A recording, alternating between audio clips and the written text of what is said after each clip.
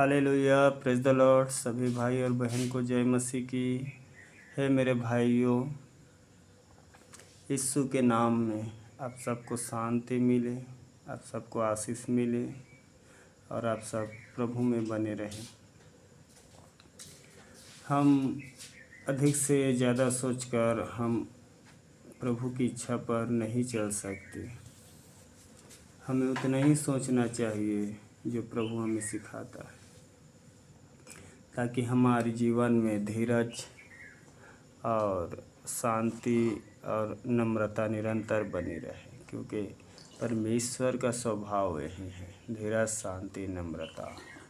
यानी हमें सहना भी है, हर सिचुएशन में शांत भी रहना है और लोगों के बीच में हमें अपने आप को कंट्रोल करना है, क्योंकि शैतान का काम है लोगों को उकसाना, एक दूसरे के प्रति कुड़कुड़ाना और अंदर अंदर रिस दिलाना।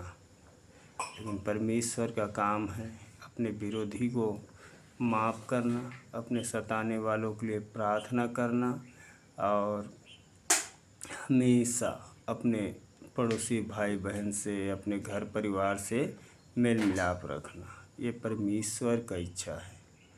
तो हमारे पास दो रास्ता होता है, हम हंसी मजाक में दिन टाल सकते हैं या प्रभु की आज्ञाओं को मानकर अपना दिन गुजार सकते हैं।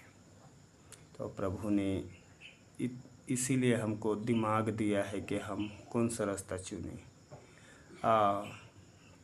प्रभु का वचन के द्वारा प्रभु का वचन हमें सिखाता है कि उसको क्या पसंद है, क्या नहीं पसंद है। तो हम नीति वचन 12 के हम 21-22 पढ़ेंगे।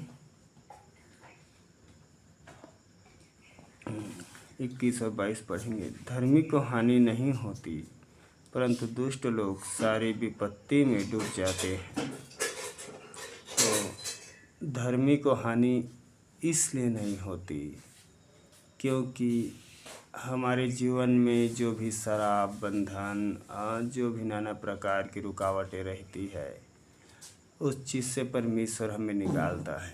नया नियम में कहा है बोझ से दबे हुए लोगों मेरे पास आओ और मैं तुम्हें विश्राम दूंगा।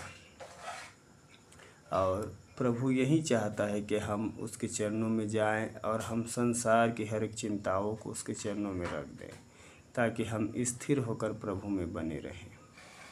तो यही हमें समझदारी लेना है कि परमेश्वर हमें क्या सिखाता है और बिना चिंता के हम कैसे जी सकते हैं। तो मेरे भाइयों, मेरे बहनों, हम बिना चिंता के केवल परमेश्वर की आज्ञा में ही जब चलेंगे तो जी सकते हैं। आप लोग देखते हो इस समय लोगों को पैसा कमाना बहुत ही आसान है, लेकिन धीरज, शांति कमाना इतना कठिन है। हर एक के घर में इस समय कलेश है, हस्बैंड वाइफ के साथ। आजकल बेटा बाप को नहीं पसंद करता, बेटी माँ को पसंद नहीं करता, क्योंकि हम लोग कुछ न कुछ हम लोग उनके जीवन में नियम लाते हैं कि ऐसा मत करना, वैसे मत करना। और आजकल के बेटा और बेटी कोई चीज़ पसंद नहीं है।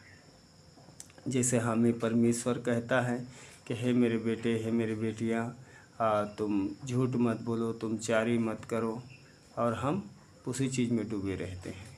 तो हमें अपने आप को देखना है। जैसे हम अपने बच्चों को सिखाते हैं, क्या हम अपने पिता की इच्छा पर चलते हैं? यदि हम अपने पिता की इच्छा पर चलते हैं तो हम 100% जो हम अपने बच्चों के लिए बोलेंगे, अपने माँ बाप के लिए बोलेंगे, वो होगा। क्योंकि परमेश्वर हमारे ज़ुबान को कभी खाली नहीं जाने देता। और इस चीज़ों को हम, जो परमेश्वर के नबी थे, यीशु के चेले थे, हम इन सभी से सीखते हैं। क्योंकि हमें लिया, एलिशा सब के बारे में सीखते हैं। जो लोग बोल देते थे वो होता था। और हम तो और धन्य व्यक्ति है कि यीशु के नाम में हमें हर एक चीज़ों में अधिकार मिला है। शैतान को भगाने में, दुख तकलीफ़ को डांटने में, उसे कर्ज करने में, अपने बच्चों को आशीष देने में, पड़ोसी को आशीष देने में, हर एक चीज़ों में यीशु मसीह अपना सारा अधिकार हम पर उंडेल दिया है। और चीज़ कैसे हो सकता है? जब हम प्रभु में बने रहते हैं। तो 21 वचन कहता है, धर्मी को हानि नहीं होती। तो इसके मतलब हमें कोई भी प्रकार से किसी भी चीज़ों में डरना नहीं चाहिए, परंतु दुष्ट लोग सारी विपत्ति में डूब जाते हैं। दुष्ट के पास जितना भी सोना हो, चांदी हो, या उनके पास जितना भी सुख सुविधा हो, कलेश उनसे नहीं छूटता, रात दिन का चिंता उनसे नहीं जाता, और कहीं ना कहीं वो चिंताओं में डूबा रहता है। जितना पैसा उतना वीआईपी उनसे पाप होता है। वीआईपी मतलब और नाना प्रकार की महंगा सिगरेट, दारू और क्लब में जाना, अपने टेंशन को दूर करने के लिए हम सब इस चीज़ को देखते हैं। हाँ, 22 वचन कहता है, झूठों से यहोवा घृणा आती है। झूठों से यहोवा को घृणा आती है, परंतु जो विश्वास में काम करते हैं उनसे वह प्रसन्न होता है। विश्वास में मतलब हाँ, आज परमेश्वर ने हमें झूठ बोलने के लिए मना किया है, और हम दिन भर उस चीज़ को संवारने में लग जाते हैं कि हमसे झूठ ना निकले। तो यही तो धार्मिकता है, यही तो विश्वास योग्यता है, यही तो प्रभु की इच्छा में चलना है। और जब हम सच्चाई में चलते हैं तो प्रभु हमसे प्रसन्न रहता है। और वही चीज़ हम जब 19 वचन में देखते हैं इसी में का, तो 19 वचन कहता है, सच्चाई सदा बनी रहेगी, परंतु झूठ पल ही भर का होता है।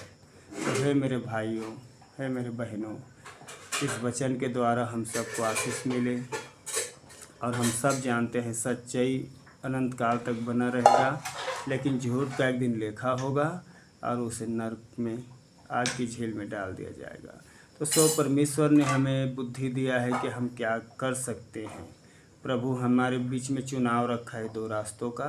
एक सही रास्ता जो अभी हम जीते जी जब पार करेंगे तो थोड़ा सा दिक्कत का सामना करना पड़ेगा, लेकिन एक और रास्ता जो हमें सुख की ओर तो ले जाएगा अपनी आधी उम्र तक, लेकिन चिंताओं के कारण, दुख बीमारी के कारण हम लोग एक दिन नाश हो जाएंगे, मर जाएंगे, और उसके बाद हमें अनंत काल का नरक आग झोंक में डाल दिया जाएगा।